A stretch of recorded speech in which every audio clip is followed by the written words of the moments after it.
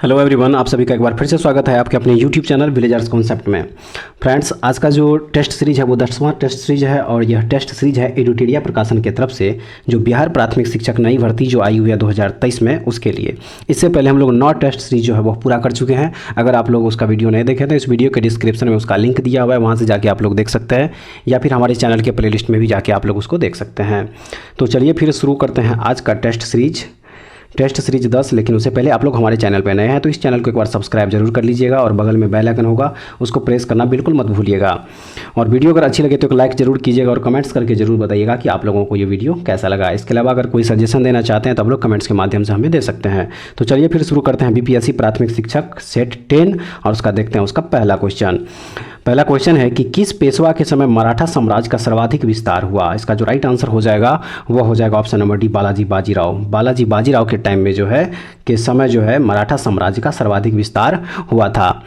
इसके अलावा अगर बात की जाए बालाजी बाजीराव का तो इनका जो दूसरा नाम था वह नाना साहेब भी था। इनको नाना साहेब के नाम से जो है जाना जाता था। और उसके बाद हम लोग देखेंगे अब अगला क्वेश्चन नंबर 2 कि अंग्रेजों द्वारा सिंध विजय संपन्न हुआ किसके समय। अंग्रेजों द्वारा सिंध विजय संपन्न हुआ किसके समय में।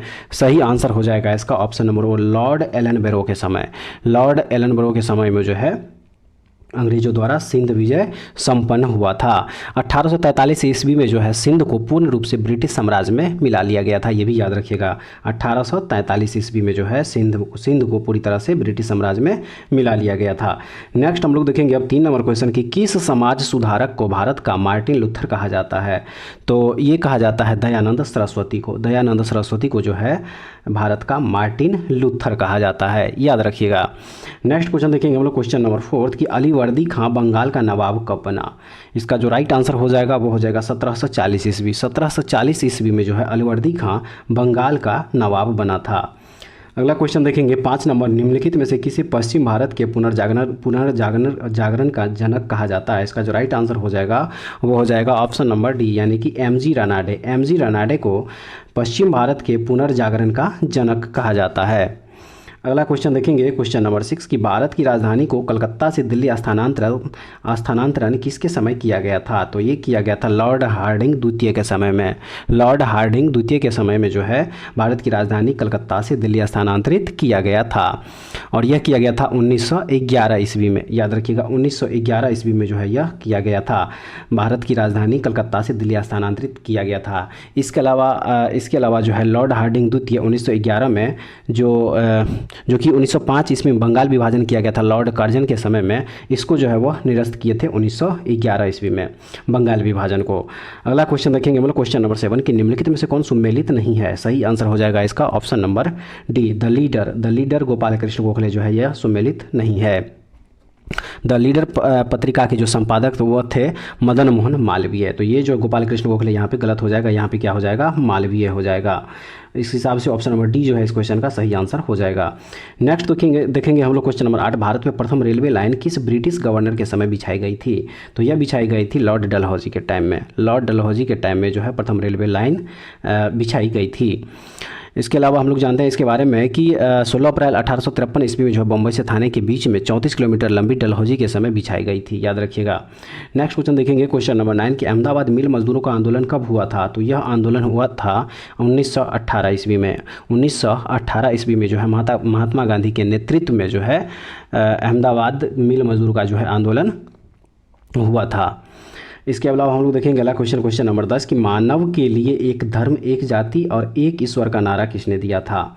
एक धर्म एक जाति और एक ईश्वर का नारा किसने दिया था। तो यह दिया था नारायण गुरु ने। ऑप्शन नंबर बी जो है इसका राइट आंसर हो जाएगा। नारायण गुरु के द्वारा जो है एक धर्म एक जाति और एक ईश्वर का नारा दिया गया था। अगला क्वेश्चन देखेंगे 11 नंबर, वह किसान आंदोलन जिसमें पहली बार सविनय अवज्ञा का प्रयोग किया गया। सही आंसर हो जाएगा इसका ऑप्शन नंबर बी, चंपारण सत्याग्रह जो गांधी जी के द्वारा 1917 ईस्वी में किया गया था। उसमें पहली बार जो है किसान आंदोलन वह पहला किसान आंदोलन था जिसमें पहली बार सविनय अवज्ञा का प्रयोग किया गया था। अगला क्वेश्चन देखेंगे क्वेश्चन नंबर 12, अखिल भारतीय किसान सभा के प्रथम अध्यक्ष कौन थे। तो वह थे स्वामी सहजानंद सरस्वती जो है अखिल भारतीय किसान सभा के प्रथम अध्यक्ष थे। उसके बाद जो है अगला क्वेश्चन है 13 नंबर, महात्मा गांधी को किस व्यक्ति ने अर्धनग्न फकीर कहकर संबोधित किया था? तो इसका जो राइट आंसर हो जाएगा अर्धनग्न फकीर जो है गांधी जी को विंस्टन चर्चिल ने कहा था। और यह कहा गया था 1931 ईस्वी में, जब महात्मा गांधी गोलमेज सम्मेलन में भाग लेने लंदन गए थे। कब कहा था? 1931 ईस्वी में, जब द्वितीय गोलमेज सम्मेलन का आयोजन किया गया था लंदन में, महात्मा गांधी गए थे उसमें भाग लेने के लिए। तब जो है विंस्टन चर्चिल के द्वारा महात्मा गांधी को अर्धनग्न फकीर कह के पुकारा गया था। नेक्स्ट है 14 नंबर में कि द्वितीय बौद्ध संगति किसके शासनकाल में आयोजित की गई थी? तो यह आयोजित की गई थी कालाशोक के जो है शासनकाल में आयोजित की गई थी द्वितीय बौद्ध संगति। ठीक है, और यह आयोजित की गई थी 383 ईस्वी पूर्व में। 383 याद रखिएगा, 383 ईस्वी पूर्व में जो है यह आयोजन किया गया था। अगला क्वेश्चन देखेंगे हम लोग क्वेश्चन नंबर 15। तो क्वेश्चन नंबर 15 में है कि निम्नलिखित में कौन सुमेलित नहीं है? इसका जो सही आंसर हो जाएगा वो हो जाएगा ऑप्शन नंबर बी, इल्बर्ट ईल और लॉर्ड लिटन, ये जो है सुमेलित नहीं है। ऑप्शन नंबर बी इस क्वेश्चन का सही आंसर होगा। अगला क्वेश्चन देखेंगे 16 नंबर की, किस आंदोलन के दौरान ऑपरेशन जीरो आवर चलाया गया था? ऑपरेशन जीरो आवर चलाया गया था किस आंदोलन के दौरान? तो ये चलाया गया था भारत छोड़ो आंदोलन के दौरान। भारत छोड़ो आंदोलन जो हुआ था 1942 ईस्वी में, याद रखिएगा 1942 ईस्वी में भारत छोड़ो आंदोलन हुआ था, उसमें ऑपरेशन जीरो आवर जो है यह चलाया गया था। नेक्स्ट क्वेश्चन देखेंगे हम लोग क्वेश्चन नंबर 17 कि किस व्यक्ति ने जालियांवाला बाग हत्याकांड को जानबूझकर की गई हत्या कहकर संबोधित किया था? इसका जो सही आंसर हो जाएगा वो हो जाएगा ऑप्शन नंबर बी, यानी कि C.F. एंड्रूज ने जालियांवाला बाग हत्याकांड को जानबूझकर की गई हत्या कहकर संबोधित किया था। नेक्स्ट है 18 नंबर की, भारत दुर्दशा पुस्तिका के लेखक कौन है? तो इनके जो लेखक है वह है भारतेंदु हरिश्चंद्र जो है इसके लेखक है किसके? तो भारत दुर्दशा के। नेक्स्ट देखेंगे हम लोग क्वेश्चन नंबर 19 में है कि कर्म का सिद्धांत संबंधित है किससे? तो कर्म का सिद्धांत संबंधित है मीमांसा से संबंधित है कर्म के सिद्धांत। याद। नेक्स्ट क्वेश्चन है कि महात्मा बुद्ध का महापरिनिर्वाण कहाँ प्राप्त हुआ था? तो इसका जो सही आंसर हो जाएगा वो हो जाएगा ऑप्शन नंबर सी, यानी कि कुशीनारा जो है इसका बिल्कुल राइट आंसर हो जाएगा। महापरिनिर्वाण कहाँ हुआ था महात्मा बुद्ध का? तो वह हुआ था कुशीनारा में। नेक्स्ट देखिए हम लोग क्वेश्चन नंबर 21 की, विजयनगर साम्राज्य के किस शासक ने सर्वप्रथम मुस्लिमों को अपनी सेना में स्थान दिया था? तो वह शासक था देवराय द्वितीय जो है इसका बिल्कुल सही आंसर हो जाएगा। वहीं अगर बात की जाए विजयनगर साम्राज्य की, तो इसकी जो स्थापना है हरिहर और बुक्का नामक व्यक्ति ने 1336 ईस्वी में किया था। विजयनगर साम्राज्य की जो स्थापना हुआ था वह हुआ था 1336 ईस्वी में। कब हुआ था? 1336 ईस्वी में हुआ था, याद रखिएगा। उसके बाद नेक्स्ट देखेंगे हम लोग क्वेश्चन नंबर 22 कि किसके प्रशासनिक सुधारों के तहत सरकार इकाई शुरू की गई थी? इसका जो सही आंसर हो जाएगा वो हो जाएगा option number C, Sher Shah Suri दिया हुआ है कि किसके प्रशासनिक सुधारों के तहत सरकार इकाई शुरू की गई थी? तो वह थे शेरशाह सूरी। नेक्स्ट क्वेश्चन देखेंगे 23 नंबर, जहांगीर ने किस ब्रिटिश नागरिक को इंग्लिश खान की उपाधि दी थी? किसकी उपाधि दी थी? इंग्लिश खान की उपाधि। तो यह दिया गया था विलियम हॉकिंस को जो है इंग्लिश खान की उपाधि दी गई थी। नेक्स्ट देखेंगे हम लोग क्वेश्चन नंबर 24, शिवाजी ने किस वर्ष अफजल खान की हत्या की थी? तो वह हुआ था 1659 ईस्वी में। 1659 ईस्वी में जो है शिवाजी ने अफजल खान की हत्या कर दी थी। नेक्स्ट देखेंगे क्वेश्चन नंबर 25, ऋग्वेद में प्रयुक्त अघन्या शब्द का प्रयोग किसके लिए किया गया है? तो यह किया गया है गाय के लिए। ऑप्शन नंबर सी जो है इसका सही आंसर हो जाएगा। ऋग्वेद में अघन्या शब्द वह गाय के लिए प्रयोग किया गया है। नेक्स्ट देखेंगे 26 नंबर, निम्नलिखित महाजनपद और उनकी राजधानी में कौन सही सुमेलित नहीं है? तो इसका जो सही आंसर हो जाएगा वो हो जाएगा ऑप्शन नंबर डी, कुरु अहिछत्र जो है इसका बिल्कुल सही आंसर हो जाएगा। उसके बाद जो है बात अगर की जाए कि कुरु की राजधानी कहाँ थी, तो कुरु की जो राजधानी थी वो थी इंद्रप्रस्थ। याद रखिएगा, इंद्रप्रस्थ जो है कुरु की राजधानी थी, इंद्रप्रस्थ। ठीक है। उसके बाद हम लोग देखेंगे वाला क्वेश्चन नंबर 27 की, अस्थाई बंदोबस्त व्यवस्था किस वर्ष लागू की गई थी? तो यह लागू की गई थी 1793 ईस्वी में। अस्थाई बंदोबस्त व्यवस्था जो है यह लागू की गई थी 1793 ईस्वी में। और यह किसके द्वारा लागू की गई थी? तो लॉर्ड कॉर्नवालिस के द्वारा जो है अस्थाई बंदोबस्त लागू की गई थी, लॉर्ड कॉर्नवालिस के द्वारा। याद रखिएगा 1793 ईस्वी में अस्थाई बंदोबस्त लागू की गई थी लॉर्ड कॉर्नवालिस के द्वारा। नेक्स्ट क्वेश्चन देखेंगे 28 नंबर की, नवरत्न किस गुप्त राजा के दरबार में थे? नवरत्न सही आंसर हो जाएगा इसका ऑप्शन नंबर सी जो है चंद्रगुप्त द्वितीय के दरबार में जो है नवरत्न थे। नेक्स्ट देखेंगे क्वेश्चन नंबर 29, सूची 1 एवं सूची 2 को सुमेलित करें। तो इसका जो सही आंसर हो जाएगा, वो सही आंसर इसका हो जाएगा option number C. Option number C जो है इसका बिल्कुल राइट आंसर हो जाएगा ऑप्शन नंबर सी, यानी कि ए में 3, ए का 3, बी का 1, सी का 4 और डी का 2। उसके बाद देखेंगे हम लोग अगला question, question number 30। Question number 30 में दिया हुआ है कि प्रसिद्ध विद्वान चाणक्य द्वारा लिखित पुस्तक अर्थशास्त्र का संबंध किस विषय से है। तो वह विषय है ए, यानी कि शासन के सिद्धांत एवं राजनीति। शासन के सिद्धांत एवं राजनीति से संबंधित है प्रसिद्ध विद्वान चाणक्य का पुस्तक अर्थशास्त्र। नेक्स्ट देखेंगे लोग क्वेश्चन नंबर 31, महमूद गजनवी ने सोमनाथ मंदिर पर कब आक्रमण किया था। तो इसका जो राइट आंसर है वो है 1025 ईस्वी में। 1025 ईस्वी में जो है महमूद गजनवी के द्वारा सोमनाथ मंदिर पर आक्रमण किया गया था, याद रखिएगा। और उस टाइम वहाँ के जो शासक थे वो थे भीमदेव। भीमदेव जो है उस टाइम वहाँ के शासक थे। नेक्स्ट क्वेश्चन है कि गुप्त सम्राट जिसने हुनों को पराजित किया था। तो इसका जो राइट आंसर हो जाएगा वो हो जाएगा option number C, Skandagupta. Skandagupta जो है हुनों को पराजित किया था। अगला क्वेश्चन देखेंगे क्वेश्चन नंबर 33, भारतीय इतिहास का सबसे अच्छा क्रमबद्ध वर्णन पुराणों में मिलता है। पुराणों में सर्वाधिक प्राचीन पुराण कौन सा है। सही आंसर हो जाएगा मत्स्य पुराण। मत्स्य पुराण जो है सबसे प्राचीन पुराण है। उसके बाद जो है हम लोग देखेंगे अब अगला क्वेश्चन, क्वेश्चन नंबर 34, निम्नलिखित में से किस शासक ने शुद्ध संस्कृत में पहला लंबा शिलालेख जारी किया। सही आंसर हो जाएगा इसका ऑप्शन नंबर ए, रुद्रदामन। रुद्रदामन जो है शुद्ध संस्कृत में पहला लंबा शिलालेख जारी किया था। अगला क्वेश्चन देखेंगे 35 नंबर, हॉट स्पॉट की अवधारणा के प्रतिपादक कौन थे। सही आंसर हो जाएगा इसका option number A, Norman Myers जो हॉट स्पॉट की अवधारणा के प्रतिपादक माने जाते हैं। नेक्स्ट है परमाणु डॉल्फिन अभयारण्य बिहार के किस जिले में, माफ़ कीजिएगा परमाणु नहीं, परमान डॉल्फिन अभयारण्य। परमान डॉल्फिन अभयारण्य जो है बिहार के किस जिले में है। तो यह है बिहार के अररिया ज़िले में, याद कीजिएगा बिहार के अररिया ज़िले में जो है यह अभयारण्य है। नेक्स्ट देखेंगे हम लोग 37 नंबर, अनुपम झील बिहार के किस जिले में स्थित है। अनुपम झील जो है बिहार के किस जिले में है। तो यह है कैमूर जिले में, बिहार के कैमूर जिले में है अनुपम झील। अगला क्वेश्चन देखेंगे 38 नंबर की भारत वन स्थिति रिपोर्ट 2021 के अनुसार बिहार में वनावरण एवं वृक्षारोपण में क्रमशः वृद्धि हुई है कितनी। तो इसका जो सही आंसर हो जाएगा वो हो जाएगा ऑप्शन नंबर सी, 75 वर्ग किलोमीटर एवं 338 वर्ग किलोमीटर।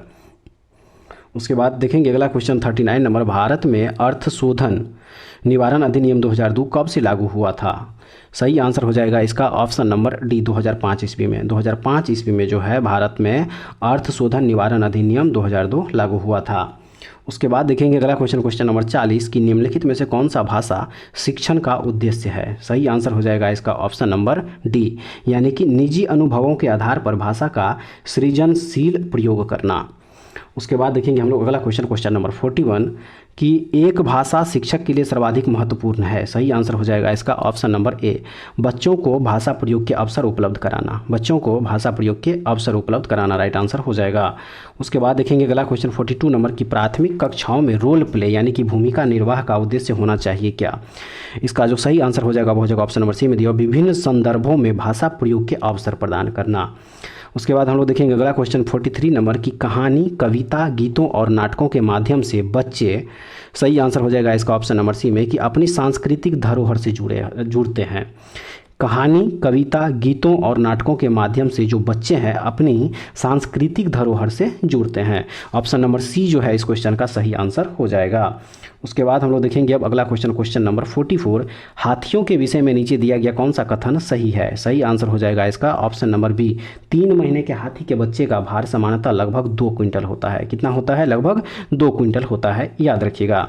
अगला क्वेश्चन देखेंगे क्वेश्चन नंबर 45। क्वेश्चन नंबर 45 में है कि हाल ही में किसी विश्व बैंक का प्रमुख अर्थशास्त्री नियुक्त किया गया है। तो यह नियुक्त किया गया है इंदरमीत गिल को। इंदरमीत गिल को जो है अर्थशास्त्री, विश्व बैंक का मुख्य अर्थशास्त्री नियुक्त किया गया है। अगला क्वेश्चन देखेंगे, नेक्स्ट क्वेश्चन है कि भारत के पहले मानव यात्री ड्रोन का क्या नाम रखा गया है। तो रखा गया है वरुण। क्या नाम रखा गया है, वरुण नाम रखा गया है। और याद रखिएगा कि महाराष्ट्र के पुणे में देश का पहला मानव यात्री ड्रोन वरुण बनाया गया है। नेक्स्ट देखेंगे हम लोग क्वेश्चन नंबर 47 नंबर की हाल ही में किस विभाग द्वारा जागृति शुभंकर को लॉन्च किया गया है। किस विभाग द्वारा जागृति शुभंकर को लॉन्च किया गया है। तो यह विभाग है उपभोक्ता मामलों के विभाग। कौन से विभाग है, उपभोक्ता मामलों के विभाग है। इन्हीं के द्वारा जो है जागृति शुभंकर को लॉन्च किया गया है। अगला क्वेश्चन देखेंगे 48 नंबर की नाटो शिखर सम्मेलन के संबंध में निम्नलिखित में से कौन सा कथन सही नहीं है। कौन सा कथन सही नहीं है, तो इसका जो सही आंसर हो जाएगा वो हो जाएगा option number D. Option number D, इनमें से कोई नहीं। उसके बाद हम लोग देखेंगे अब अगला क्वेश्चन, क्वेश्चन नंबर 49 की हाल ही में बिहार के किस नदी पर भारत के सबसे ऊंचे रबर डैम का निर्माण किया गया है। इसका जो राइट आंसर हो जाएगा वो हो जाएगा फल्गु नदी पर। किस नदी पर? फल्गु नदी पर जो है हाल ही में बिहार सरकार ने भारत के सबसे ऊंचे रबर डैम का निर्माण किया है।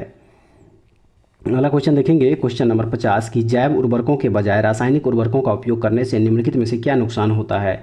जो सही आंसर हो जाएगा ऑप्शन नंबर डी, इनमें से सभी, यानी कि उच्च लागत तो लगता है, फिर पर्यावरण प्रदूषण होता है और मिट्टी की कमी जो है वो भी होती है। नेक्स्ट देखेंगे 51 नंबर की उस प्रक्रिया का क्या नाम है जिसके द्वारा डीएनए को आरएनए में बदला जाता है। तो उस प्रक्रिया को कहा जाता है ट्रांसक्रिप्शन। क्या कहा जाता है? ट्रांसक्रिप्शन। इसके तहत जो है डीएनए को आरएनए में बदला जाता है।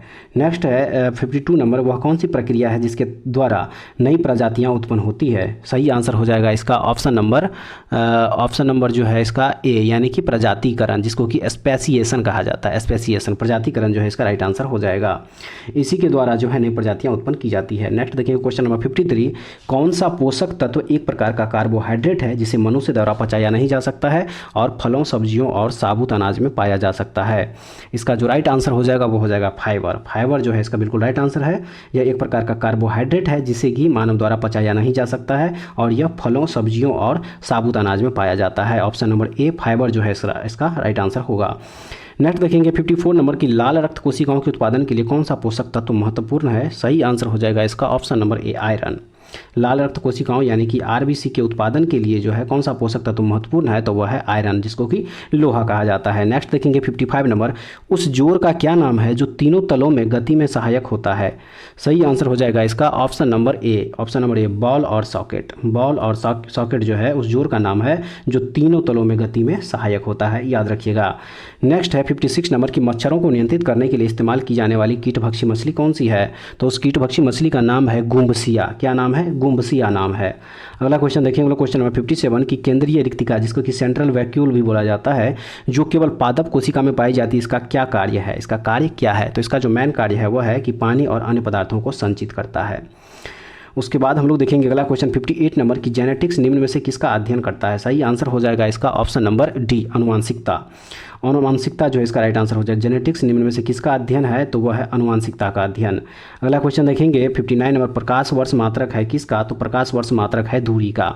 प्रकाश वर्ष किसकी मात्रक है, तो दूरी का मात्रक है। वहीं अगर बात की जाए एक प्रकाश वर्ष की, तो एक प्रकाश वर्ष बराबर होता है 9.46 × 10 का पावर 15 मीटर। कितना होता है? 9.46 × 10 का पावर 15 मीटर जो है इसका दूरी हो जाता है एक प्रकाश वर्ष बराबर। अगला क्वेश्चन देखेंगे 60 नंबर, यदि दो वस्तुओं एक भारी और एक हल्की को जमीन के ऊपर समान ऊंचाई से गिराया जाता है तो कौन सी वस्तु पहले जमीन पर पहुंचेगी। इसका जो सही आंसर हो जाएगा वो हो जाएगा ऑप्शन नंबर डी, यानी कि इनमें से कोई नहीं। नेक्स्ट देखेंगे हम लोग क्वेश्चन नंबर 61 की रेफ्रिजरेटर कैसे काम करता है। रेफ्रिजरेटर जो है वह कैसे काम करता है, तो इसका जो सही आंसर हो जाएगा वो हो जाएगा ऑप्शन नंबर ए, रेफ्रिजरेटर के अंदर की हवा को ठंडा करके। नेक्स्ट देखेंगे क्वेश्चन नंबर 62, प्रकाश तरंगे किस प्रकार की तरंगे हैं। तो प्रकाश तरंगे हैं विद्युत चुंबकीय तरंगे। कौन सी? विद्युत चुंबकीय तरंगे हैं प्रकाश तरंगे, याद रखिएगा। नेक्स्ट है 63 की अल्ट्रासाउंड तरंगों की आवृत्ति रेंज क्या है। तो अल्ट्रासाउंड तरंगों की जो आवृत्ति रेंज है वह है 20,000 हर्ट्ज और 1 मिलियन हर्ट्ज के बीच में, यानी कि 10 लाख हर्ट्ज के बीच में। 20,000 हर्ट्ज से लेके 10 लाख हर्ट्ज के बीच। नेक्स्ट देखिए हम लोग क्वेश्चन नंबर 64 की निम्नलिखित में से कौन सा उपकरण विद्युत ऊर्जा को यांत्रिक ऊर्जा में परिवर्तित करता है। तो उस उपकरण का नाम है मोटर। मोटर जो है विद्युत ऊर्जा को यांत्रिक ऊर्जा में परिवर्तित करता है, याद रखिएगा। नेक्स्ट क्वेश्चन देखेंगे 65 नंबर, निम्नलिखित में से कौन सा कारक नहीं है जो एक माध्यम में ध्वनि की गति को प्रभावित करता है। इसका जो राइट आंसर हो जाएगा वो हो जाएगा ऑप्शन नंबर बी, चुंबकीय क्षेत्र की ताकत। अगला क्वेश्चन है 66 नंबर, सामान्य शरीर में सर्वाधिक पाया जाने वाला तत्व निम्नलिखित में से कौन सा है। सही आंसर हो जाएगा इसका ऑप्शन नंबर सी, ऑक्सीजन जो है सबसे अधिक मात्रा में पाई जाती है। ऑक्सीजन का परसेंटेज जो है वो कितना हो जाएगा 65%। 65% जो इसका राइट आंसर हो जाएगा। उसके बाद हम लोग देखेंगे अगला क्वेश्चन नंबर 67, कॉस्मिक किरणें क्या है। सही आंसर हो जाएगा इसका ऑप्शन नंबर सी, यानी कि आवेशित तथा अनावेशित दोनों हो सकती है। कॉस्मिक किरणें जो है आवेशित तथा अनावेशित दोनों हो सकती है। उसके बाद हम लोग देखेंगे अगला क्वेश्चन नंबर 68। क्वेश्चन नंबर 68 में है कि आधुनिक आवर्त सारणी के किसी वर्ग में ऊपर से नीचे आने पर परमाणु की त्रिज्या के मान में क्या परिवर्तन होता है। तो इसका जो राइट आंसर हो जाएगा वो हो जाएगा और बढ़ता है। क्या होता है, आवर्त सारणी के किसी वर्ग में ऊपर से नीचे आने पर जो है परमाणु की त्रिज्या जो है वह क्या होता है, बढ़ता है। अगला क्वेश्चन है 69 नंबर, नाभिकीय रिएक्टर में किस धातु का प्रयोग मंदक के लिए किया जाता है। नाभिकीय रिएक्टर में किस धातु का प्रयोग मंदक के लिए जो है किया जाता है। सही आंसर हो जाएगा इसका ऑप्शन नंबर डी, इनमें से सभी, यानी कि ग्रेफाइट, भारी जल और साधारण मंद, सभी का प्रयोग जो है यहाँ पे किया जाता है नाभिकीय रिएक्टर में मंदक के लिए। उसके बाद हम लोग देखेंगे अगला क्वेश्चन नंबर 70, निम्न में से कौन सा तत्व सर्वाधिक वैद्युत धनात्मक प्रदर्शित करता है।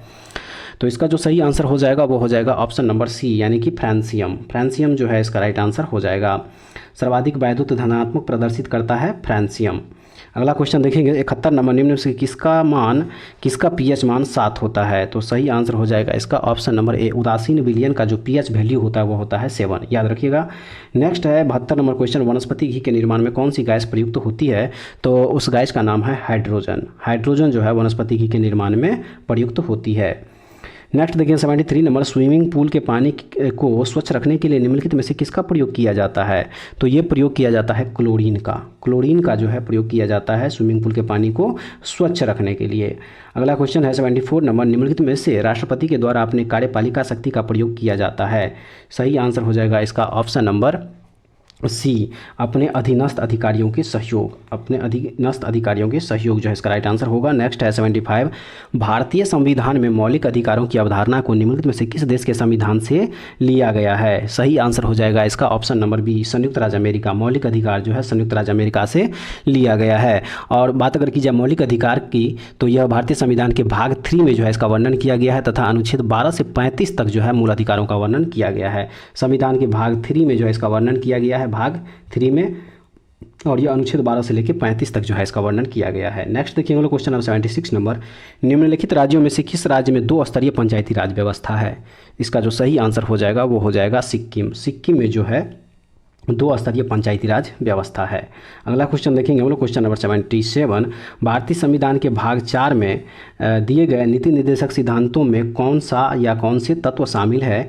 तो इसका जो सही आंसर हो जाएगा वो हो जाएगा ऑप्शन नंबर बी, केवल 1 और 2। 1 में समान नागरिक संहिता और 2 में सहकारी समितियों की अभिवृद्धि। अगला क्वेश्चन देखेंगे 48 नंबर की भारतीय संसद बनती है किससे। भारतीय संसद जो है वह किससे बनती है। सही आंसर हो जाएगा option number D, Lok Sabha, Rajya Sabha और राष्ट्रपति से। भारतीय संसद बनती है किससे, तो लोकसभा, राज्यसभा और राष्ट्रपति से।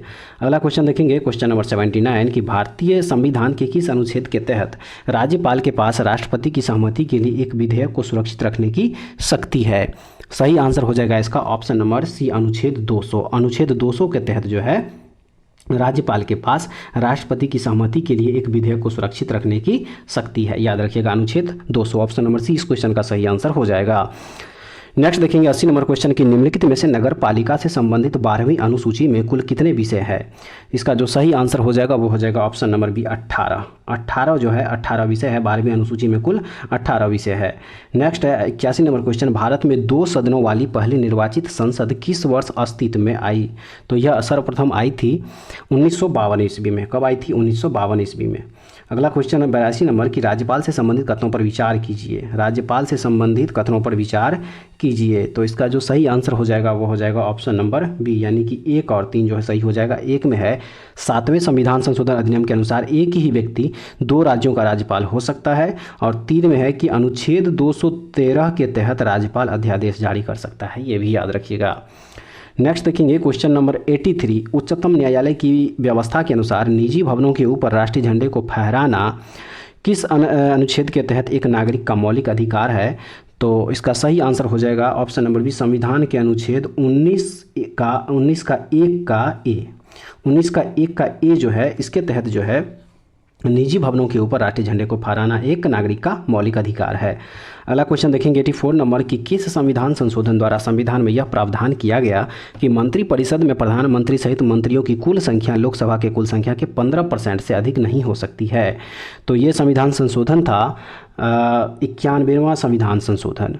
91वां संविधान संशोधन जो है इसका सही आंसर हो जाएगा, और यह जोड़ा गया था 2003 ईस्वी में। 91वां संविधान संशोधन 2003 के तहत जो है यह जोड़ा गया था।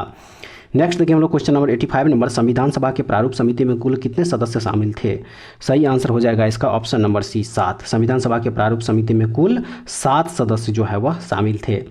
अब हम लोग देखेंगे अगला क्वेश्चन 86 नंबर, निम्नलिखित में से किस अनुच्छेद में यह स्पष्ट किया गया है कि धन विधेयक राष्ट्रपति की पूर्व सहमति से ही संसद में प्रस्तुत किया जा सकता है? तो वह अनुच्छेद है अनुच्छेद 117। अनुच्छेद 117 जो है इसका राइट आंसर हो जाएगा। अब उसके बाद हम लोग देखेंगे अगला क्वेश्चन 87 नंबर, पंचायती राज के संदर्भ में कौन सा कथन गलत है? सही आंसर हो जाएगा इसका ऑप्शन नंबर बी। 11वीं अनुसूची में कुल 18 विषय दिए गए हैं, यह कथन जो है गलत है। उसके बाद हम लोग देखेंगे अगला क्वेश्चन नंबर 88। क्वेश्चन नंबर 88 में है कि निम्नलिखित में से किस इस्पात संयंत्र की स्थापना चौथी पंचवर्षीय योजना के दौरान की गई थी? चौथी पंचवर्षीय योजना के दौरान जो है की गई थी। सही आंसर हो जाएगा इसका ऑप्शन नंबर बी, विशाखापत्तनम इस्पात संयंत्र, विशाखापत्तनम।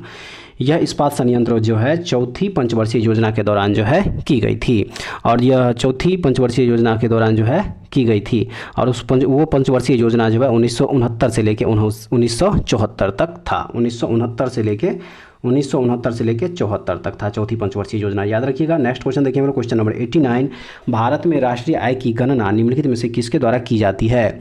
तो यह की जाती है ऑप्शन नंबर सी, केंद्रीय सांख्यिकी संगठन के द्वारा। भारत में राष्ट्रीय आय की गणना किसके द्वारा की जाती है? तो केंद्रीय सांख्यिकी संगठन के द्वारा की जाती है। बात की जाए अगर केंद्रीय सांख्यिकी संगठन की, तो इसकी जो स्थापना है वो हुआ था 1951 ईस्वी में। 1951 ईस्वी में जो है CSO की स्थापना हुआ था, याद रखिएगा। नेक्स्ट देखिए क्वेश्चन नंबर 90, भारतीय अर्थव्यवस्था का प्रमुख लक्षण निम्नलिखित में से कौन सा है? सही आंसर हो जाएगा इसका ऑप्शन नंबर बी, मिश्रित अर्थव्यवस्था। भारतीय अर्थव्यवस्था का जो प्रमुख लक्षण है वह है मिश्रित अर्थव्यवस्था। अगला क्वेश्चन है कि केंद्रीय बजट के अनुसार चालू वित्त वर्ष 2023-24 के लिए कृषि ऋण लक्ष्य क्या है? कृषि ऋण जो है लक्ष्य क्या है? सही आंसर हो जाएगा इसका option number B, 20 lakh crore. कृषि ऋण का जो लक्ष्य रखा गया है वह रखा गया है 20 लाख करोड़। नेक्स्ट क्वेश्चन देखेंगे 92 नंबर की माउंट कोयोबो स्थित है कहाँ? माउंट कोयोबो कहाँ स्थित है? तो यह स्थित है दक्षिणी अंडमान में। कहाँ स्थित है? दक्षिणी अंडमान में स्थित है माउंट कोयोबो। अगला क्वेश्चन देखेंगे हम लोग क्वेश्चन नंबर 93, निम्नलिखित में से कौन सा जलप्रपात राजस्थान में स्थित नहीं है? सही आंसर हो जाएगा इसका ऑप्शन नंबर बी, दूध सागर। दूध सागर जो है यह राजस्थान में स्थित नहीं है, ठीक है। दूध सागर जलप्रपात जो है यह है गोवा में मांडवी नदी पर स्थित। कहाँ है? गोवा में है यह, मांडवी नदी पर। मांडवी नदी पर है गोवा में, याद रखिएगा।